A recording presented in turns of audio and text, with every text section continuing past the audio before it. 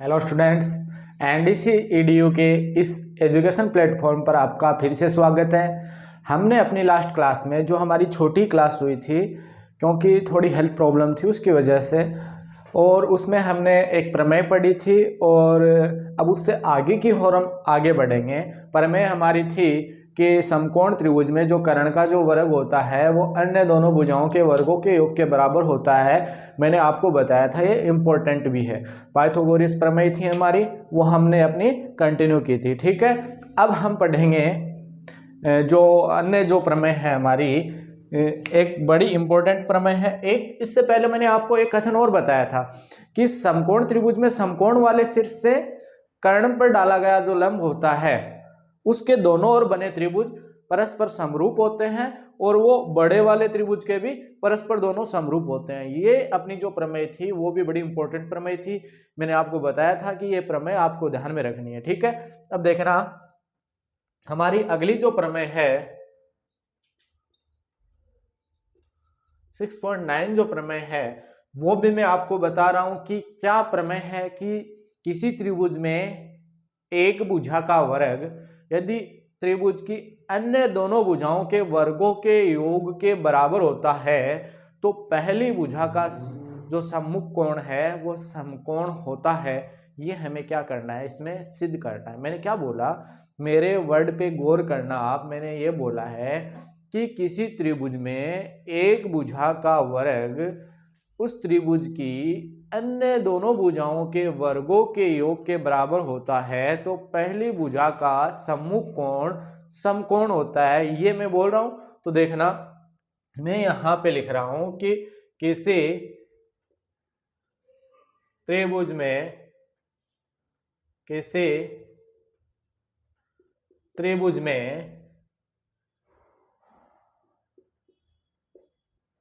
एक भुजा का वर्ग, किसी त्रिभुज में एक भुजा का वर्ग उस त्रिभुज की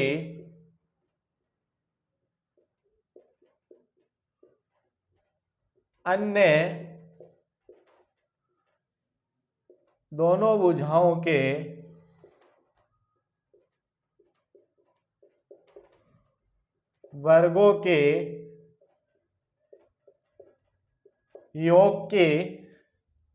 योग के बराबर होता है तो पहली भुजा का सम्मुख कोण, पहली भुजा का सम्मुख कोण समकोण होता है। ये हमारी प्रमेय 6.9 है। देखना इसको हम कैसे प्रूव करेंगे। एक बार मैं वापिस समझा रहा हूं, मैं क्या बोल रहा हूं। कोई त्रिभुज है, उस त्रिभुज की एक भुजा का वर्ग अगर उस त्रिभुज की अन्य दोनों भुजाओं के वर्गों के योग के बराबर होता है तो जो पहली जो भुजा है ना उसका सामने वाला कोण है वो समकोण होता है। ये हमें सिद्ध करना है। देखना मैं एक ट्रायंगल बना रहा हूं,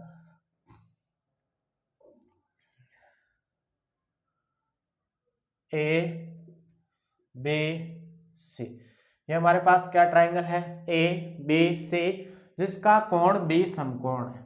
ये हमें सिद्ध करना है कि ये कोण बी है वो कितने डिग्री का है, 90 डिग्री का है। ये हमें सिद्ध करना है। अब एक भुजा का वर्ग मतलब ये एक पहली भुजा हमने माने कि हमें दिया क्या है कि देखना यहां से पढ़ना, किसी त्रिभुज में एक भुजा का वर्ग, ये मानी एक भुजा AC, इस AC का वर्ग अन्य दोनों भुजाओं के वर्ग। अन्य दोनों भुजाएं कौन सी शेष रह गई बच्चों हमारे पास, एक तो AB है एक BC है, इनका वर्गों के योग के बराबर होता है। मतलब AB का भी वर्ग और BC का भी वर्ग। ये बोल रहा है, मतलब ये तो हमें गिवन है। और सिद्ध क्या करना है कि ये जो कोण B है ना वो 90 डिग्री का है बच्चों। तो इसके लिए हम क्या करेंगे, पहले तो हम लिखते हैं हमारे पास जो दिया है उस मैटर पे पहले हमें उसी पे काम करना है। दिया हुआ क्या है, दिया हुआ है कि AC² बराबर AB² प्लस BC², ये हमें दिया गया है। और हमें सिद्ध क्या करना है, देखो दोस्तों हमें सिद्ध करना है कि कोण बी बराबर 90 डिग्री। ये अगर हम सिद्ध कर देंगे ना तो हमें क्या पता चल जाएगा, जिस त्रिभुज का एक कोण 90 डिग्री का होता है तो वो कैसा होता है, समकोण होता है। अब पहली भुजा का सम्मुख कोण, अब हमने पहली भुजा AC ली थी तो पहली भुजा AC, इसका सामने वाला कोण क्या सिद्ध करना है, सामने वाला कोण कौन है, बी। बी को हमें 90 डिग्री सिद्ध करना है, मतलब पहली भुजा हमने AC ली है तो AC के सामने वाला कोण 90 डिग्री। अब देखना, इसको प्रूव करने के लिए हम अब रचना का पार्ट करेंगे। हम मानेंगे एक अन्य कोई समकोण त्रिभुज है हमारे पास P Q R, ये हम मानेंगे, रचना वाले पार्ट में कर रहे हैं कि माना अन्य कोई एक त्रिभुज PQR है जिसका कोण Q क्या ले रहे हैं, इसका कोण हम क्यों ले रहे हैं 90 डिग्री, और मानेंगे कि QR बराबर क्या है, BC है, और PQ बराबर क्या है, AB है। ये हम रचना वाले पार्ट में मान रहे हैं, तभी हमारा क्वेश्चन क्या होगा, प्रूव होगा। ठीक है, तो देखना यहां से हम चल रहे हैं रचना वाले पार्ट पे। हम मानेंगे, माना एक अन्य त्रिभुज PQR जिसका कोण Q बराबर 90 डिग्री, मतलब कोण Q समकोण है, और क्या मानेंगे कि QR बराबर BC है, QR को BC के बराबर मानना है और PQ को PQ बराबर AB मानना है। तो अब देखना आप, अब हम समकोण त्रिभुज PQR पे चलते हैं। अब त्रिभुज PQR है तो ये कोण समकोण है, तो इसका मतलब इसमें हम कौन सी प्रमेय लगा सकते हैं, पाइथागोरियस प्रमेय से। यहां अब हम आगे लिखेंगे कि पाइथागोरियस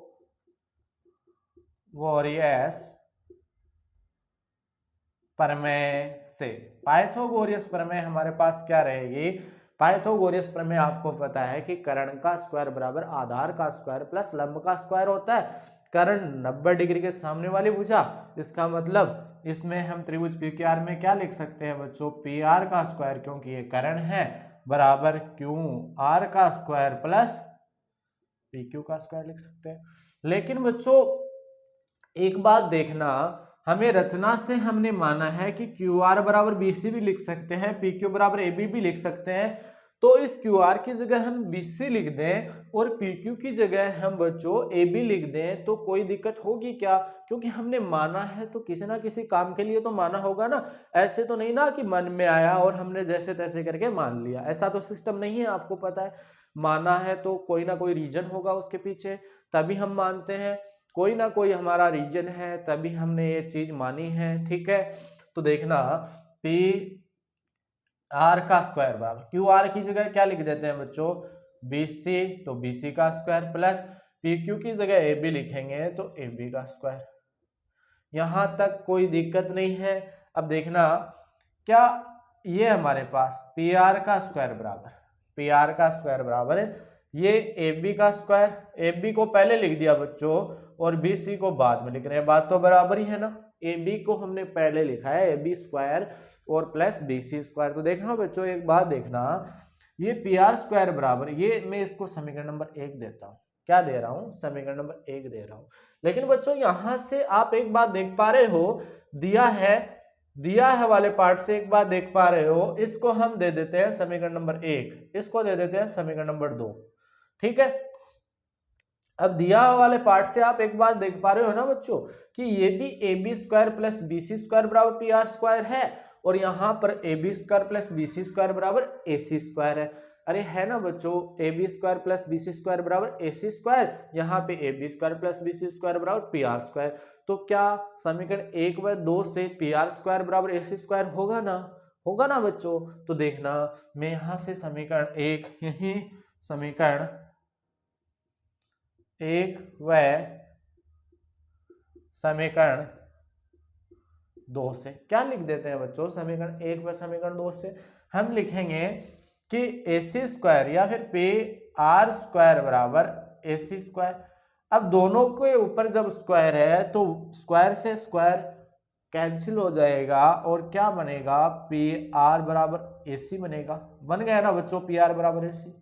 तो एक बात देखना, हम इन दोनों ट्रायंगल्स की बात कर रहे हैं। कौन से ट्रायंगल्स की मैं बात कर रहा हूं? त्रिभुज ए बी सी व त्रिभुज पी क्यू आर की। अब आपको पता है कि हमें तो इसमें तो आना पड़ेगा ना, क्योंकि हमें तो इसका कोण बी समकोण प्रूव करना है। तो इसी त्रिभुज के गैल गैल तो नहीं घूम सकते ना, इसी त्रिभुज के पीछे पीछे तो नहीं घूम सकते ना अपन। हमें तो इसके तो अंदर आना पड़ेगा, क्योंकि काम ही हमारा यहीं से शुरू हुआ है तो खत्म भी यहीं करना पड़ेगा। आपको पता है, ये तो हमने अपनी तरफ से माना है, तो इसमें कब तक चलेंगे हम? यहां तो आना पड़ेगा ना बच्चों हमें। वो बात है ना, हम घर से कहीं काम करने के लिए जाते हैं तो लास्ट में घर तो आना ही पड़ता है ना, तो घर तो हमें लौटना ही पड़ेगा, चाहे कब भी लौटो, घर तो आना पड़ेगा बच्चों। हाँ, तो अब हम इस पे वापस लौट आए हैं। तो मैंने आपको क्या बताया था कि हमने माना था ए बी बराबर पी क्यू माना था। तो देखना यहां से ए बी बराबर पी क्यू माना था, ए बी बराबर पी क्यू था ना बच्चों। यहां से देखना क्यू आर बराबर बी सी था, तो इसकी दो भुजाएं तो बराबर थी। क्यू आर बराबर बी सी माना था ना। इसको ऐसे लिख लो, क्योंकि पहले ये ट्रायंगल लिया है, तो बी सी बराबर क्यू आर लिख लिया ना बच्चों। अब देखना यहां से, अब ए सी बराबर पी आर निकल के आ गया ना, यहां से देखो ए सी बराबर पी आर निकल के आ गया हमारे पास। तो अब यहां से हम लिख देंगे ए सी बराबर पी आर बच्चों, लिख दिया ना बच्चों, ए सी बराबर पी आर। अब एक बात देखना, तीनों भुजाएं अगर बराबर है, एक त्रिभुज की दूसरे त्रिभुज के तीनों भुजाएं अगर बराबर है बच्चों, तो एस एस एस नियम से तीनों साइड्स बराबर है, तीनों भुजाएं बराबर है, तो इसका मतलब एस एस एस नियम से ये ट्रायंगल्स दोनों हैं वो क्या होंगे?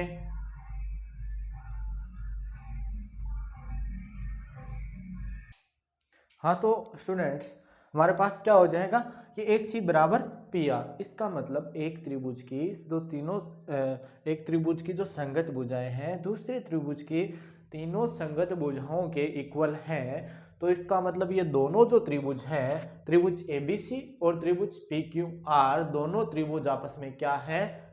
सर्वांग सम है। क्योंकि सर्वांग सम का मैंने ये बताया था कि अगर एक त्रिभुज की भुजाएं संगत भुजाएं दूसरे त्रिभुज की संगत भुजाओं के अगर एक दूसरे के बराबर हो तो दोनों त्रिभुज आपस में सर्वांग सम होते हैं। तो इसका मतलब ये त्रिभुज, कौन सा त्रिभुज? त्रिभुज ए बी सी सर्वांग सम होगा त्रिभुज पी क्यू आर के। सर्वांग सम का निशान यह होता है। जब सर्वांग सम होगा तो इसका मतलब सर्वांग समता की शर्त क्या होती है? यही होती है ना कि सर्वांग समता में संगत कोण बराबर होते हैं और संगत भुजाएं बराबर होती है। इसका मतलब कोण बी के संगत कोण कौन सा होगा? कोण क्यों। इसका मतलब कोण बी बराबर कोण क्यों होगा, और कोण क्यों कितना है? 90 डिग्री। इसका मतलब कोण बी बराबर कितना आ गया? 90 डिग्री। और हमें सिद्ध क्या करना था? हमें यही सिद्ध करना था ना बच्चों कि पहली भुजा के सम्मुख कोण मतलब एसी के सम्मुख कोण कौन सा? बी। और बी क्या है? समकोण होता है। समकोण का मतलब 90 डिग्री। तो ये हमने अपनी थ्योरम यहाँ पे कंप्लीट की। अब हम चलते हैं इससे आगे क्वेश्चंस पे। तो देखना इसके आगे क्वेश्चंस हम करेंगे अब।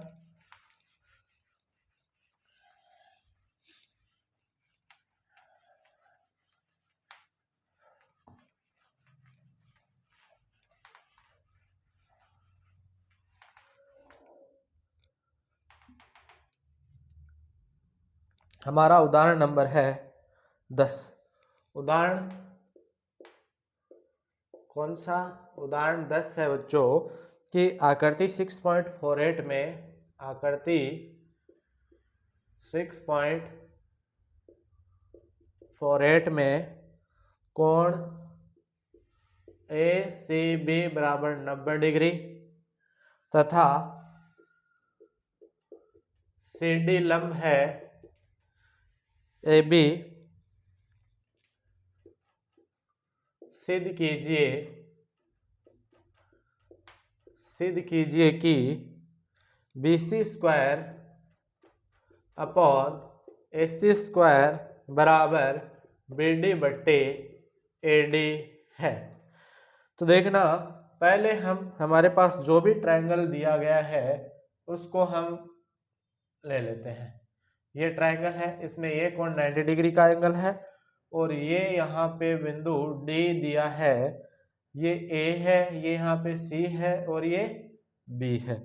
अब हमें सिद्ध करना है। तो देखना इसको सिद्ध कैसे करेंगे, आपको पता है ना बच्चों।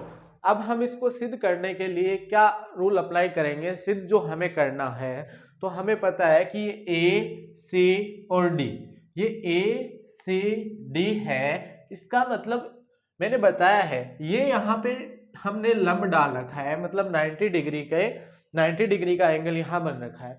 इसका मतलब मैंने क्या बताया है कि समकोण जो त्रिभुज होता है उसमें समकोण वाले शीर्ष से उसकी सामने वाली भुजा, मतलब कर्ण पर कोई लंब डाला जाए, कर्ण पर जो लंब डाला जाता है तो उस लंब के दोनों ओर जो बने त्रिभुज है वो समरूप होते हैं, और ये दोनों त्रिभुज समरूप होंगे और ये बड़े वाला त्रिभुज भी क्या होगा, इनके आपस में समरूप होगा। ये मैंने आपको बताया हुआ है। तो अब देखना क्या हम यहां से, अब हम डायरेक्ट उत्पत्ति पर चल रहे हैं, दिया हुआ है, सिद्ध करना है, ये आप लिख लेना क्योंकि हमारे पास इतना टाइम नहीं है। अब हम उत्पत्ति पर चल रहे हैं, उत्पत्ति पे देखना मैं लिख रहा हूं। क्या मैं ऐसे लिख सकता हूं ना कि त्रिभुज A से D समरूप है त्रिभुज कौन से, ACD। अब देखना कौन से त्रिभुज के समरूप करेंगे इसको, यहाँ पे AC, इसके सामने हमने ACD लिया है तो इसके सामने वाली भुजा ये कर्ण, 90 डिग्री के सामने वाली भुजा कर्ण। अब बड़े वाले ट्रायंगल के इसको समरूप करेंगे, तो बड़े वाला ट्रायंगल कौन सा है, A, B और C। तो देखना यहाँ पे AC हमने कर्ण लिया है, तो देखना इस 90 डिग्री के सामने वाली भुजा ये AB, बड़े वाले ट्रायंगल की बात कर रहे हैं। देखना ये बड़े वाला ट्रायंगल इस प्रकार, इस बड़े वाले ट्रायंगल में 90 डिग्री का एंगल है, ये A है, ये C है, ये B है। तो अगर इस छोटे वाले ट्रायंगल में हमने ये कर्ण लिया है, सबसे पहले A, C और D त्रिभुज लिया है, D पे 90 डिग्री एंगल बन रहा है। अब देखना तो इसमें 90 डिग्री में सामने वाली भुजा कर्ण, इसमें कर्ण ली तो इसमें पहले क्या लेंगे A, B, उसके बाद में क्या बच गया C। अब देखना यहाँ पे D 90 डिग्री का एंगल है, वहां पे भी C 90 डिग्री का एंगल है, देखना है ना C 90 डिग्री का एंगल। यहाँ पे AC कर्ण है, यहाँ पे AB कर्ण है, AC कर्ण, AB कर्ण है ना। उसके बाद में अब यहाँ से हम क्या लिखेंगे, यहाँ से हमें लिखेंगे यहाँ से कि जब ये समरूप है, कैसे, हमने प्रमेय कौन सी पढ़ गए हैं 6.7 प्रमेय से, ये दोनों समरूप है। अब यहां से हम लिखेंगे कि AC, अब AC के संगत भुजा देखना यहाँ से AB, फर्स्ट और सेकंड पे आ रही है AB, यहाँ पे AC कर्ण है तो वहां बड़े वाले ट्रायंगल में क्या कर्ण है AB, तो AC बट्टे AB बराबर, अब देखना AC बट्टे AB बराबर, ठीक है। अब हमें फर्स्ट और थर्ड, क्योंकि हमें सिद्ध करने में हमारे पास क्या आ रहा है AD आ रहा है, अरे AD आ रहा है ना, सिद्ध करने में हमारे पास AD तो आ रहा है यहाँ पे, तो हम क्या लेंगे AD लेंगे, वहां से देख के चलना है। AD आ रहा है तो यहाँ पे AD फर्स्ट और थर्ड वाली, AD फर्स्ट और थर्ड वाली, AD यहाँ पर क्या है आधार है, छोटे वाले ट्रायंगल में AD आधार ले रहे हैं, तो बड़े वाले ट्रायंगल में आधार हमें क्या लेना है, यहाँ पे देखना A और D, फर्स्ट और थर्ड पे AD आ रहा है तो इसमें फर्स्ट और थर्ड पे AC, AD बट्टे AC। अब हमें क्या करना है, इसको इससे गुणा कर देंगे, मतलब इनको क्रॉस मल्टीप्लाई करना है। AC को जब AC से गुणा करेंगे तो AC स्क्वायर और AB को AD से गुणा करेंगे तो AB इंटू AD। इसको हमने समीकरण नंबर 1 नाम दे दिया, समीकरण 1 हमने इसको नाम दिया है। उसके बाद में अब हमने क्या किया है कि छोटे वाले ट्रायंगल के साथ बड़े वाला ट्रायंगल लिया है, अब एक छोटे वाला ट्रायंगल और बच गया, उसके साथ भी क्या ले लेंगे, एक बड़े वाला ट्रायंगल ले लेंगे। आपको इसको टुकड़ों में याद रखना है कि हमने इसको कैसे सिद्ध किया है कि पहले छोटे वाला ट्रायंगल एक था, उसके साथ बड़े वाला ट्रायंगल लिया, उसके बाद में एक छोटे वाला ट्रायंगल और बच गया, उसके साथ भी बड़े वाला ट्रायंगल आपको बताया समरूप होगा, क्योंकि मैंने आपको बताया है। तो देखना कौन सा ट्रायंगल लेंगे, ये त्रिभुज BCD समरूप होगा त्रिभुज। देखना यहाँ पे कर्ण क्या है, यहां से हमने ए सी डी से शुरू किया, अब यहां से देखना बी, इसमें बी ए, बी सी पहले लिया है, बी सी उसमें कर्ण है इस छोटे वाले ट्राइंगल में, इस वाले ट्राइंगल में बी सी कर्ण है तो इसमें बी ए कर्ण है, तो त्रिभुज बी ए हमने लिख दिया। उसके बाद में क्या बच गया, अब देखना डी यहाँ पे क्या है, समकोण है, डी समकोण है इसमें, और इसमें बड़े वाले ट्रायंगल में सी समकोण है, तो थर्ड नंबर पे सी ही आएगा। ठीक है, अब देखना, अब इसमें हम ले रहे हैं, देखना BC इसमें कर्ण है तो इसमें BA कर्ण है, उसके बाद में C 90 डिग्री तो इसमें भी D 90 डिग्री, दोनों त्रिभुज समरूप हुए। तो अब हम लिखेंगे, हमें पता है कहां से, प्रमेय 6.7 से, और यहां पे समरूप है तो यहां पे लिख देना कि समरूप त्रिभुज की, समरूप त्रिभुज की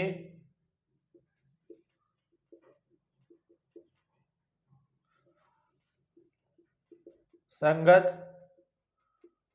भुजाएं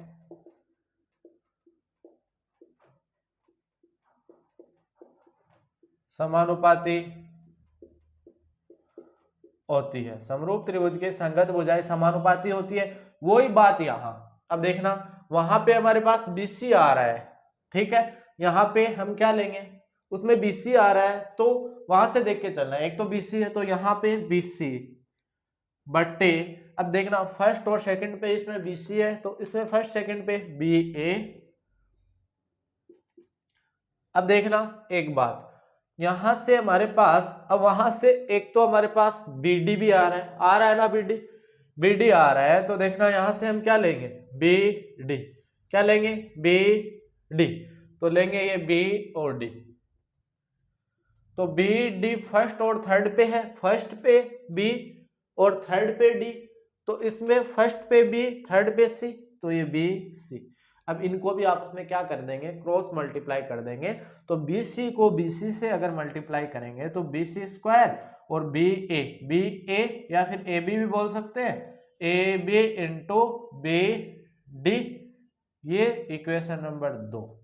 ठीक है बच्चों, अब देखना, अब हमने ये काम किया है, अब हम क्या कर देंगे, अब आपको पता है, आपको क्या पता है कि हमें BC स्क्वायर बट्टे AC स्क्वायर चाहिए ना, जब BC स्क्वायर में AC स्क्वायर का भाग लगेगा तो BC स्क्वायर बट्टे AC स्क्वायर आएगा ना। यहां से सोचो कि BC स्क्वायर बट्टे AC स्क्वायर है, यहां से देखना मतलब भाग BC स्क्वायर के भाग में AC स्क्वायर है, इसका मतलब BC स्क्वायर के भाग दे दें AC स्क्वायर का, तो क्या हम प्रूव कर सकते हैं क्या, इसका मतलब हम थोड़ा सा दिमाग लगाना है, हम क्या करेंगे कि समीकरण 2 में समीकरण 1 का भाग देने पर, समीकरण 2 में समीकरण 1 का भाग देने पर दो समीकरण की बेसिस का, अब राइट हैंड साइड में राइट हैंड साइड का भाग देना है, लेफ्ट हैंड साइड में लेफ्ट हैंड साइड की वाला भाग देना है, तो इसमें BC स्क्वायर इसके राइट, इसमें कौन सा है AC स्क्वायर, इधर बाद में बराबर के निशान के इधर AB इंटू BD बट्टे इधर AB इंटू AD, है ना, तो AB से AB कैंसिल, क्या बच गया, BC स्क्वायर बट्टे AC स्क्वायर बराबर BD बट्टे AD शेष रह गया, BD बट्टे AD शेष रह गया, यही हमें प्रूव करना था ना।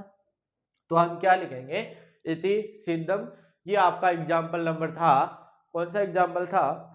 अब इससे आगे उदाहरण नंबर 10, अब इससे आगे चलते हैं हम।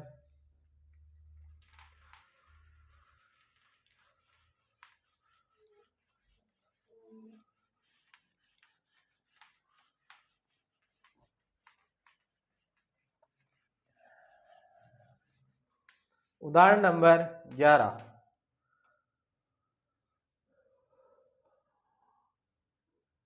उदाहरण 11 क्या है, कि एक सीढ़ी किसी दीवार पर इस प्रकार टिकी हुई है, एक सीढ़ी किसी दीवार पर इस प्रकार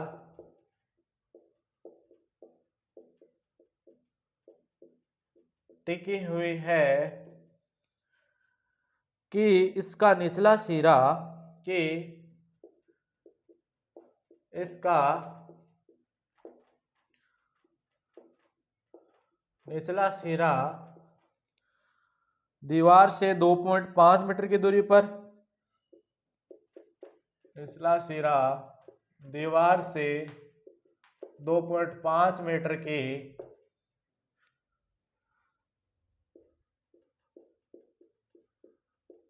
दूरी पर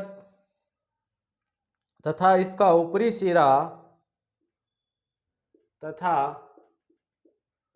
इसका ऊपरी सिरा भूमि से 6 मीटर की ऊंचाई पर, भूमि से 6 मीटर की ऊंचाई पर बनी एक खिड़की तक पहुंचता है।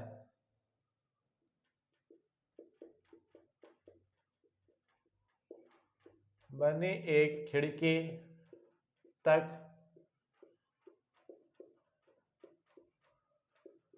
पहुंचता है। सीडी की लंबाई ज्ञात कीजिए। सीडी की लंबाई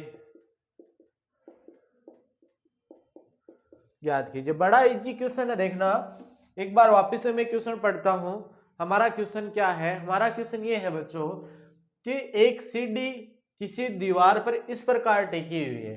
देखना ये कोई दीवार है, ठीक है, ये यहाँ पे कोई दीवार है, इस दीवार के ऊपर ये सीडी है, ये सीडी टिकी हुई है।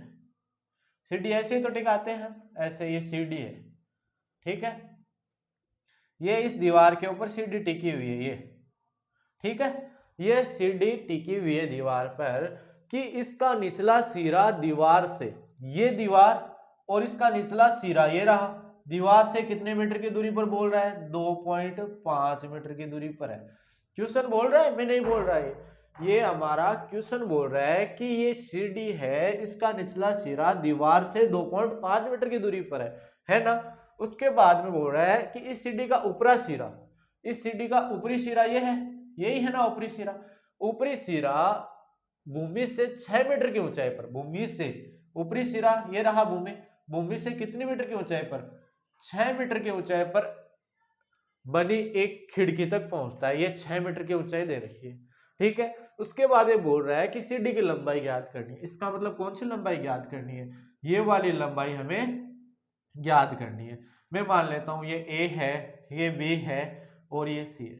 अब आपको पता है दीवार है तो दीवार तो भूमि के मतलब 90 डिग्री का एंगल, एकदम सीधी खड़ी होगी भूमि पर। दीवार ऐसे तो नहीं है आप ऐसे खड़ी कर सकते हो, दीवार ऐसे थोड़ी होता है। अगर आप ऐसे खड़ी थोड़ी ना करोगे दीवार को भूमि पर, एकदम सीधी ऐसे खड़ी होगी दीवार तो भूमि पर। इसका मतलब वो भूमि के साथ कितने डिग्री का कोण बनाएगी? 90 डिग्री का कोण बनाएगी भूमि के साथ। इसका मतलब ये कितने डिग्री का एंगल होगा हमारे पास? 90 डिग्री का एंगल होगा। और ये हमारे पास क्या बन गया? देखते देखते ही हमारे पास क्या बन गया? एक समकोण त्रिभुज बन गया ना बच्चों। क्या बन गया? एक समकोण त्रिभुज बन गया। और आपको पता है समकोण त्रिभुज में हम क्या लगा सकते हैं? पाइथागोरस प्रमेय लगा सकते हैं। इसका मतलब यहाँ पे क्या लिखेंगे? एस में पाइथागोरस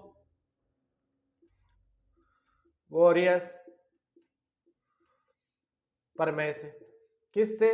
पाइथागोरस प्रमेय से। हम क्या लिख सकते हैं पाइथागोरस प्रमेय से? हमें AC जो CD की लंबाई है वो ज्ञात करनी है। तो AC का स्क्वायर बराबर दोनों भुजाओं का AB का स्क्वायर प्लस BC का स्क्वायर। तो AC का स्क्वायर हमें ज्ञात करना है। AB हमारे पास 6 है तो 6 का स्क्वायर और ये 2.5 का स्क्वायर। आपको पता है AC का स्क्वायर, ये 6 का स्क्वायर कितना? 36 प्लस 2.5 2.5 को स्क्वायर करना है तो 2.5 गुणा 2.5। आपको पता है, क्या पता है कि 25 का स्क्वायर 625 होता है, ठीक है। दशमलव कितने अंकों के बाद में लगेगा? आपको पता है एक अंक तो ये रहा, एक अंक ये रहा। कितने अंक से पहले लगेंगे? 2 अंक से पहले लगेगा। इसका मतलब ये कितना आ गया? 6.25 हमारे पास ये आ गया। अब इनको जोड़ेंगे तो AC स्क्वायर बराबर कितना आ गया? ये 42.25 42.25 निकल के आ गया। कितना निकल के आ गया? 42.25 हमारे पास निकल के आ गया। अब ये कितनी, देखना ये किसका वर्ग है, आपको पता है ये किसका वर्ग है? ये है 65 का वर्ग। तो देखना इसको हम ऐसे बोल सकते हैं, किसका वर्ग? ये 6.5 का वर्ग, इसको ऐसे बोल सकते हैं। वैसे ये अगर ये ऐसे होता 4225, तो ये किसका वर्ग होता? 65 का वर्ग होता। किसका वर्ग है? ये 65 का वर्ग है, लेकिन यहाँ पे दशमलव लगा हुआ है, तो इसका मतलब ये किसका वर्ग होगा? 6.5 का वर्ग होगा। 6.5 का वर्ग होगा, तो इसकी जगह हम क्या लिख सकते हैं कि AC स्क्वायर बराबर 6.5 का वर्ग। अब आपको पता है कि वर्ग से वर्ग कैंसिल, इसका मतलब AC बराबर कितना आ गया? 6.5 मीटर। ये हमारे पास AC क्या है? CD की लंबाई है, जो हमारे पास कितनी निकल के आ गई? 6.5 मीटर। देखता हूं यही आंसर आ रहा है क्या? हाँ, तो ये हमारे पास कुछ नहीं किया हमने, इसमें हमने पहले डायग्राम जो था वो बनाया जैसा जैसा क्वेश्चन में बोल रखा था। उसके बाद में हमने इसमें पाइथागोरस प्रमेय का यूज किया है।